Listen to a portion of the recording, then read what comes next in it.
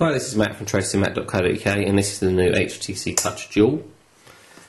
And as you can see, the device comes in the now familiar black HTC packaging. Inside have the black box. The device laid out very much as you'd expect now from HTC. Device right on top, headphones either side. I'll come back to that in just a moment. So underneath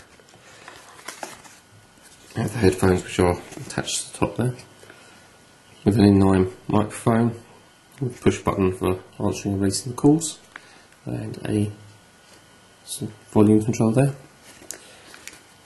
And as you can see, it's the standard extended mini USB connector there. So it comes with a case, which is a pouch style case. Quite unusual for HTC to supply a case like this. It's normally a leather pouch that sits on your belt. Inside there we have a spare stylus and the battery. The battery actually is quite large, and the capacity is 1120 mAh. So the pouch is sort of made of soft material, branding on the front there. Yeah, it's okay. I'm not a big fan of cases, but it's okay. Underneath we have all the manuals and getting started guides, CD-ROMs and so on. Just have a look at the CD-ROMs so you can get an idea of what's installed. So yeah, getting started guide on CD, and your application disc, which includes sprite backup and GPRS monitor, and I would assume it will also include ActiveSync. That's on the side. And then inside the box, got the USB sync and charge cable and a USB style mains adapter charger. Okay, so let's take a look at the Touch Dual. See, it's very similar in design, as you would imagine, to the original HTC Touch. Also we have front facing camera for video conferencing. Display is 240x320 and is completely flush with the front of the device, no bezel as such. You have your red and green phone keys, send and end. Below that you have D-pad style control with a button on the middle and an action button. On this side we have a camera control, and stylus slides in at the top. Right on the very top we have the power button. On this side we have up down rocker for volume control, and socket for USB sync, charge, headphones and so on. There's also rubber cover here, SD card, which is dissimilar to the original Touch, which had everything on a side cover. As you can see, we can slide the panel open and we have 16 keys. Very shiny there, you can make that out, but it's a very gloss, shiny finish. The keys are fairly large, quite positive action to them. This is the 16 key version. There is a 20 key version available, but the 20 key version is not going to be released here in the UK. If you need the 20 key version, unfortunately you've got to import it. Finally, under the back, the cover just pops off, and we have a place where the SIM card goes, with a rubber bit there that just actually holds the SIM card in, and obviously the large cavity there that the battery goes in. Let's just install the battery.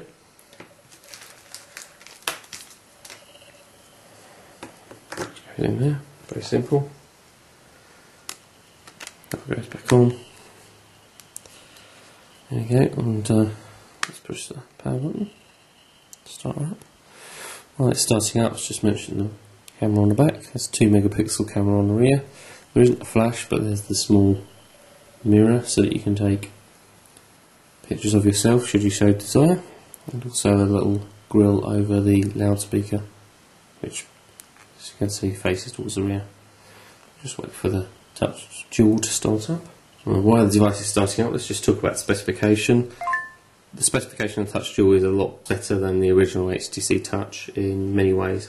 Firstly, we have a 400 MHz processor and 256 meg of ROM, 128 meg of RAM, both which there are double that of the original HTC Touch. Okay, let's just align the screen.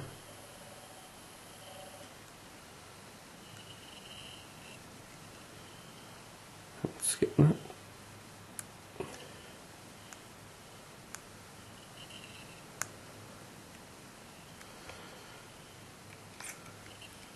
Wait for the customization. This is actually a 3G device, or 3.5G in fact, actual fact, because we have HSDPA, 3G, UMTS, GSM, Edge, and GPRS, and it is tri-band. So you have 900, 1800, and 1900 MHz network coverage. As I mentioned, this is the 16 key version. I don't know if you can make it out there, but when the device is turned on, the keys are backlit. They're in white.